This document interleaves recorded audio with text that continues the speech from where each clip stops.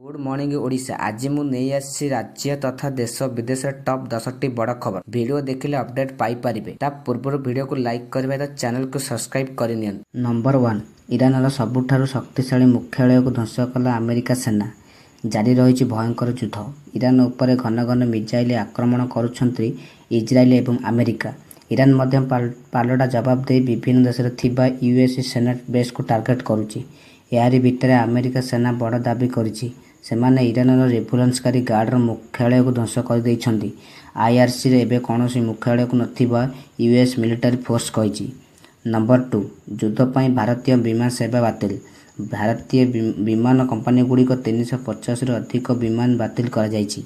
बेसामरिक विमान चलाचल मंत्रालय एमओसी रो सद्यतम तथ्य अनुसार मध्यप्राच्यर आकाश मार्ग रे लागू होइथिबा कटकणा जोगु विमान चलाचल क्षेत्र में एक बाधा सृष्टि होइछि। विमान चलाचल मंत्रालय स्पष्ट करिथिला गोटे दिन पूर्व फेब्रुआरी 28 तारिख 410टी घरे विमान उड़ाण बातिल करा जाइथिला। नंबर 3, मार्च आरंभ सह ताती बढ़ी।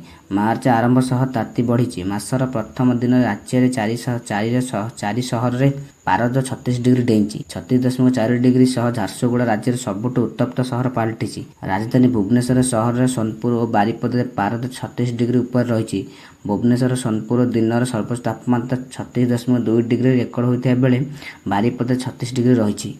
नंबर 4, बदलिला स्कूल समय। एसओपी जारी कले ओडिशा सरकार। मार्च आरंभ देशर अनेक राज्य ग्रीष्म प्रभाव अनुभूत हो सारी।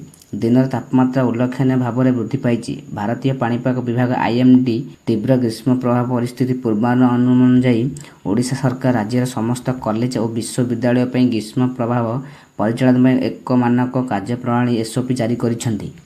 नंबर 5, होली रे प्रबल वर्षा अलर्ट कला पाणीपाग विभाग। उत्तर पश्चिम भारत में ग्रीष्म ऋतु आरंभ होइछि। दिन बेला सूर्यकिरण गरम तीव्र कर देउछि। पाणीपाग विभाग यह सप्ताह उत्तर पश्चिम मध्य भारत किछि राज्य रे तापमात्रा वृद्धि पाइबार पूर्वानुमान करिछि। घंटा प्रति 30 रु 35 किलोमीटर बेगर पवन बहिपारे। सेहीपरि आसाम, मेघालय, अरुणाचल प्रदेश, जम्मू काश्मीर, उत्तराखंड एवं हिमाचल प्रदेश में मध्य वर्षा और तुषारपात हेबार संभावना रही। नंबर 6, अकाउंट को आसीबो सुभद्रा टंका। सरकार कले तारीख घोषणा। सुभद्रा योजना मोहन सरकार एक बड़ योजना जहां महिला मानक आर्थिक सहायता को प्रदान कर सशक्त करिथाय। यार प्राथमिक लक्ष्य होची महिला मानक आत्मनिर्भरशीलता प्रदान करने सह सेमानक परिवार को समर्थन करी सशक्त करिबा। एही योजना 17 सेप्टेम्बर 2024 आरंभ होइतिला एवं शक्ति और सुरक्षार प्रतीक देवी सुभद्रा नाम यह नामित करा जाइथिला। नंबर 7, सरिला मैट्रिक परीक्षा आसंता 19 आरंभ हेब खाता देखा। मैट्रिक परीक्षा आसंता 19 आरंभ हेब खाता देखा। आज अंतिम दिन में गणित परीक्षा सुरुखुरे सरी। शेष पर्यंत कौन सेंटर भी कॉपी धरा पड़ी किंबा प्रश्नपत्र भाइराल भली परिस्थिति उपजित नहीं। सारा राज्य में 3082 केन्द्र में मोट 5,61,979 जन परीक्षा छात्र छात्री मैंने मैट्रिक परीक्षा देते।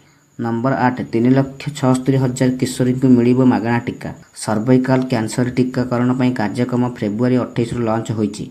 मुख्यमंत्री मोहन चरण माझी कार्यक्रम में सामिल होई एहाको आरंभ करथिले।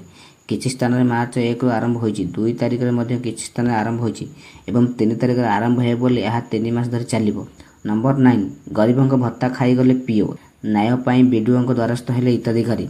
सरकार गरीब असहायक लोकमान पेंशन योजना माध्यम सहायता प्रदान करुछंती। मात्र किछि असुविधा सरकारी अधिकारी यह सहायता टंका को हड़प कर देइथिबा बेले नै अभियोग आसीछि। हिताधिकारी माने भत्ता टंका पाई पीओ हड़प कर नैथिबा अभियोग करिसंती, जाहाको नै बीडीओ द्वारस्थ हेले हिताधिकारी।